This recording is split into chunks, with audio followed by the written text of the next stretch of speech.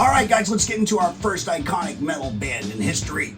We've got Twisted Sister, of course, from New York City.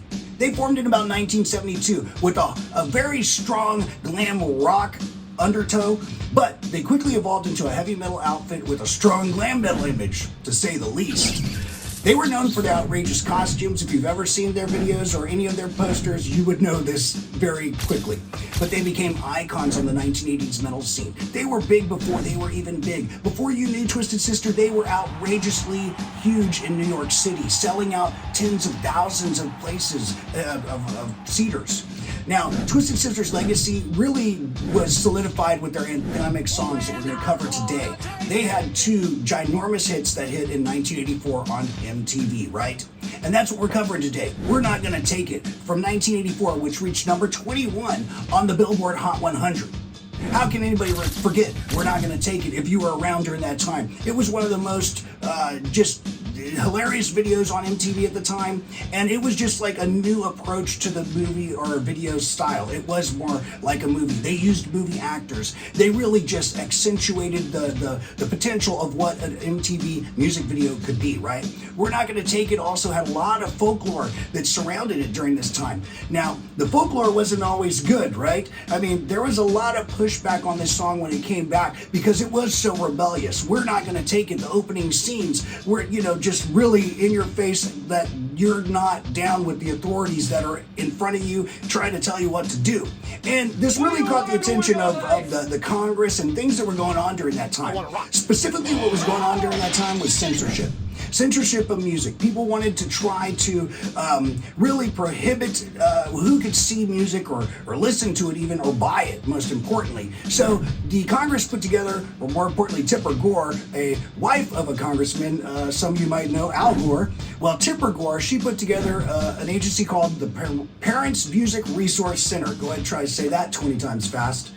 Which labeled any music that hit their list inappropriate for children, usually due to violent themes or sexual innuendo, whatever it might be. But, Twisted Sister was really just having good old-fashioned fun and a little slapstick, entertainment to kind of scare the parents, and, well, I guess it worked, right?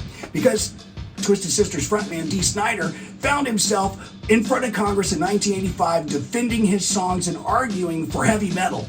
Thank you, Dee. We appreciate that. But this incident cemented the song's place in rock history as a battle cry against censorship. So We're Not Gonna Take It had to make our list. A, for one, since it was a hit song hitting number 21, and B, for two, it really shook up the place, right? But there was other controversy surrounding this, right? When he went to Congress, he made the Filthy 15. That was part of their big list out there, right? So Tipper Gore, they put together this list, they put these artists on there, and they called it the Filthy 15. It was like Motley Crue and Slayer. There was all the cool bands of the time basically were on it. And the funny thing about it is it just boosted everybody's music sales, right? Because why? Everybody got a really cool censorship sticker.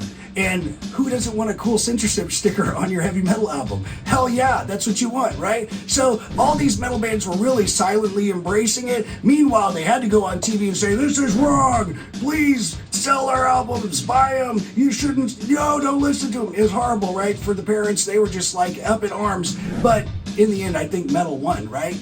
But besides We're Not Gonna Take It, Twisted Sister's other anthem, and these are both really anthems because everybody in a crowd, when these songs come out, it's hard to find somebody in the room that's not singing along, not rocking out to it. Even grandmas and grandpas in the room would probably do it, right? Our second iconic anthem from Twisted Sister, of course, was 1984's I Wanna Rock, which reached number 68 on the Billboard Hot 100.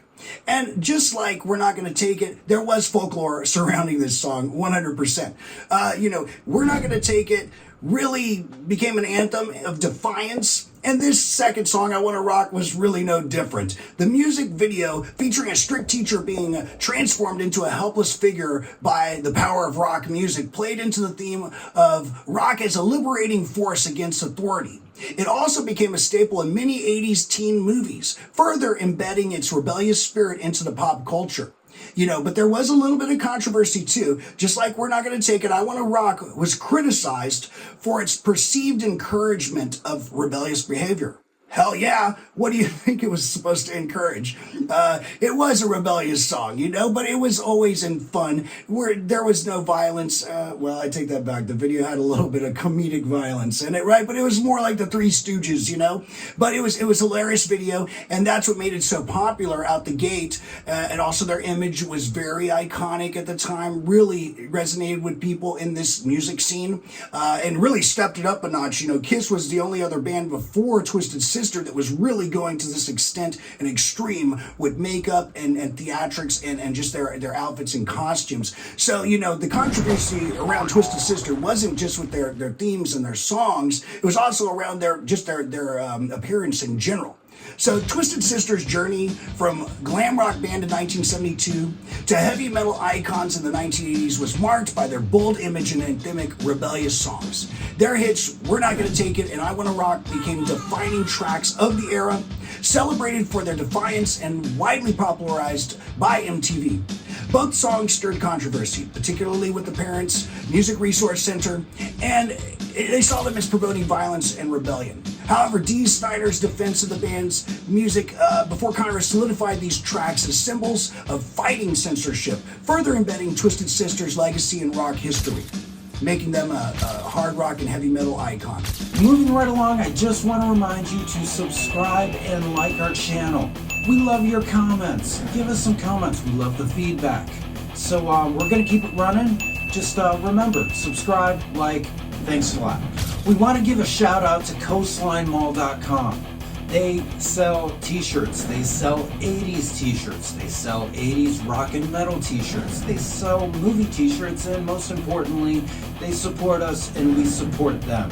So with the coupon code CRASH, you get buy one, get one half off. Please give them a visit, buy a t-shirt, give a friend a t-shirt, tune in. Thanks for watching, and we'll see you next time.